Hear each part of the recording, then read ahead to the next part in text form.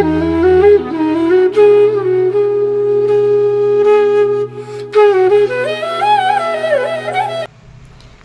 నమః. అందరు ఎలా ఉన్నారండి? అందరూ అమ్మవారిది అయితే బాగోవాలని కోరుకుంటూ మళ్ళీ ఇంకో వీడియోతో మీ ముందుకు వచ్చానమాట.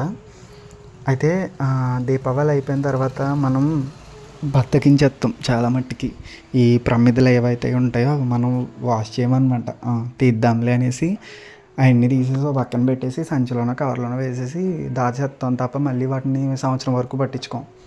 కానీ దీపావళి అయిపోయిన వెంటనే మనం వాటిని షాంపూ సర్ఫ్ వాటర్లో పెట్టేసి నానబెట్టేసి శుభ్రంగా ఎండిపోయి కడిగేసి మట్టి అది లేకుండా బ్రష్ అన్న పెట్టి కొట్టేసి నూనె జిడ్డు మీద వాటిని ఎండలో పెట్టేసామనుకోండి, అవి మళ్ళీ మనకి నెక్స్ట్ ఎలా అయితే మనం నెక్స్ట్ ఇయర్కి జిడ్డు అది పట్టకుండా కొంచెం మసి పట్టకుండా ఉంటాయి అన్నమాట.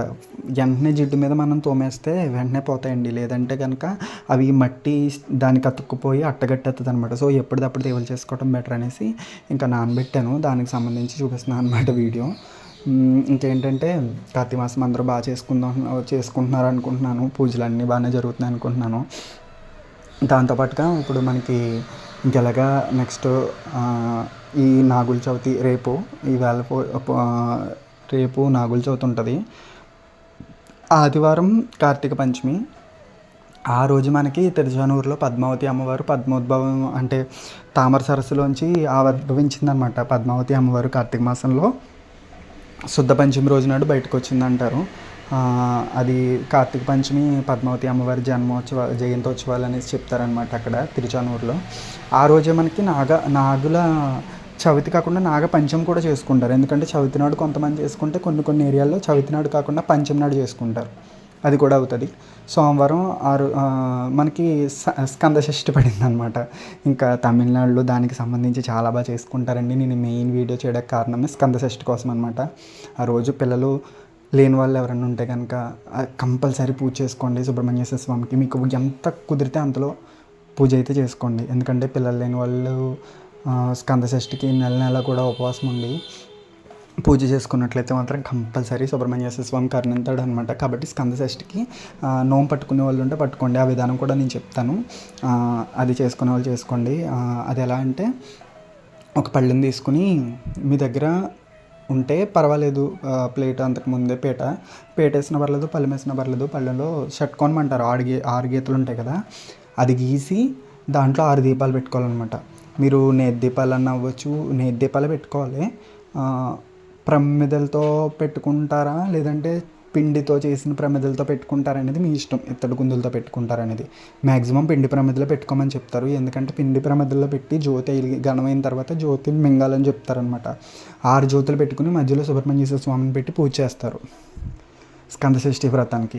చేసి షష్ఠీదేవికి సంబంధించిన కథ ఒకటి ఉంటుందండి. దేవసేన షష్ఠీ వ్రతానికి సంబంధించి అమ్మవారి కథ ఒకటి ఉంటుంది.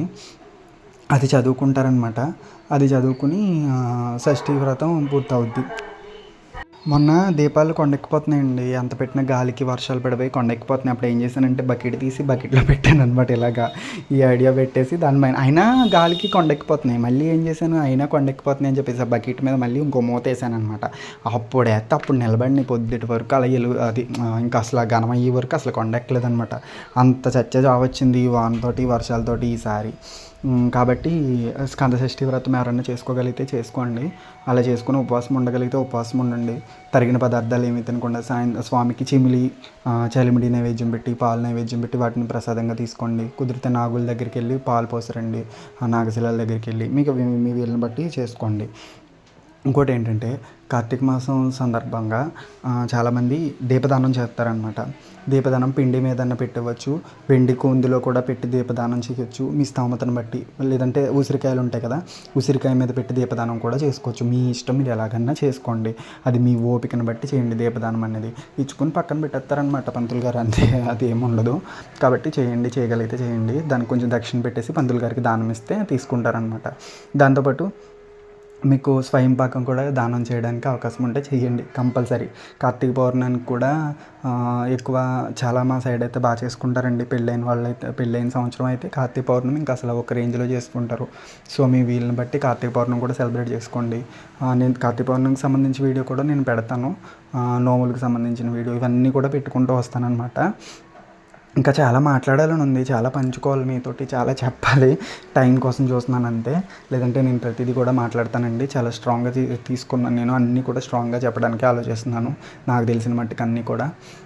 నెక్స్ట్ ఏంటంటే ఈ దీపదానంతో పాటు పేదలకి మీకు కుదిరితే భోజనం పెట్టడానికి చూడండి. ఒక్క మనిషికన్నా భోజనం పెట్టడానికి చూడండి. అది అప్పుడు ఇప్పుడే నేను చెప్పనండి, ఈ నెల నేను చెప్పను, ఎప్పుడు కుదిరినా పెట్టవచ్చు. అది ఎప్పుడు ఎలాగైనా మంచిదన్నమాట.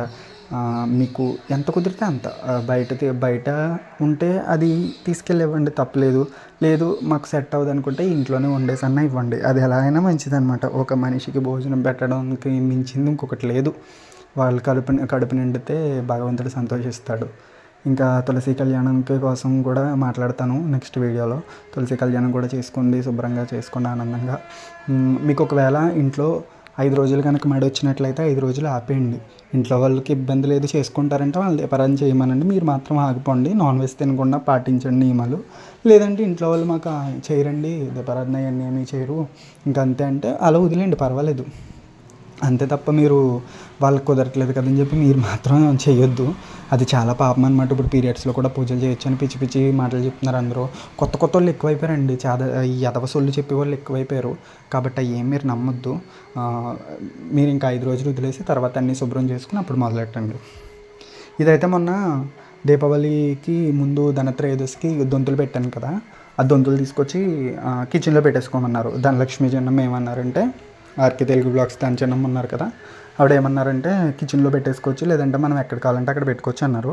సో నేను తీసుకెళ్ళి ఏంటంటే కిచెన్లో పెట్టేసాను. దాన్ని పౌర్ణమికి శుభ్రం చేసుకోవాలంట. అందులో ధాన్యాలు కానీ పప్పు దినుసులు కానీ ఏమైనా మార్చుకోవాలనుకుంటే పౌర్ణమికి మార్చుకోవాలంట.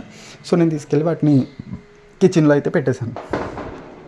ఇంకా దీపదానం కోసం అన్నీ చెప్పుకున్నాం కదా. ఇంకా చూడండి, మీ డైలీ కుదిరితే మాత్రం శివాలయానికి అయితే వెళ్ళండి. శివాలయానికి మానొద్దు. మీకు అవకాశం ఉంటే శివాలయానికి కంపల్సరీ వెళ్ళండి. నేను వర్షం వచ్చినా కూడా వెళ్ళడానికి ట్రై చేస్తున్నాను, ఎందుకంటే శివాలయానికి వెళ్ళడం చాలా మంచిది అనమాట ఈ నెల పొడుగున. ఇంకొకటి ఏంటంటే చాలామంది గుళ్ళో గొడుగేసుకుని తిరుగుతారంటే చాలా తప్పు. గుడి లోపల మనం గొడుగేసుకుని తిరగడానికి మనకు అర్హత లేదు. మీరు ప్రధాన ద్వారం ఏదైతే ఉంటుందో దాన్ని బయట వేసుకోవచ్చు.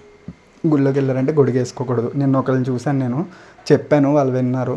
ఎందుకంటే గుళ్ళో ఛత్రం వేసుకునే అధికారం ఓన్లీ పరమేశ్వరుడు తప్ప ఇంకెవరికీ లేదు. అది ఏ గుడి అయినా, పరమేశ్వరుడు అంటే ఒక ఈశ్వరుడని కాదు, దేవుడు సర్వవ్యాప్తంగా ఉన్నటువంటి భగవంతుడికి తప్ప మనం ఎవ్వరం గుళ్ళో గొడుగేసుకుని తిరగడానికి మనకి అవకాశం లేదనమాట. సో మామూలు చెప్తున్నాను, ఎవరికైనా తెలియకుండా ఉంటుందేమనేసి. గుడికి వెళ్తూ పువ్వులు పట్టుకెళ్ళండి, దీపారాధన చేసుకోండి గుళ్ళో. సాయంత్రం కొబ్బరికాయ కొట్టాలని నియమం పెట్టుకోకండి, ఎందుకంటే కొబ్బరికాయ రేటు టాప్ రేటు వాసిపోతుంది అనమాట. ఏ పడితే ఏది కలిగితే అది, పత్రం ఫలం పుష్పంతో ఏదైనా స్వామికి పెట్టవచ్చు, మీరు తప్పలేదు. మీకు తోచినంతలో వెళ్ళి దర్శనం చేసుకొని అన్నీ సమర్పించి రండి. దీపావళి తర్వాత నేను ఎలాగైతే మళ్ళీ వాటన్నిటిని క్లీన్ చేసుకున్నాను, ఎక్కడ ఎలా సర్దుకున్నాను ఈ వీడియోలో చూపించాను అనమాట.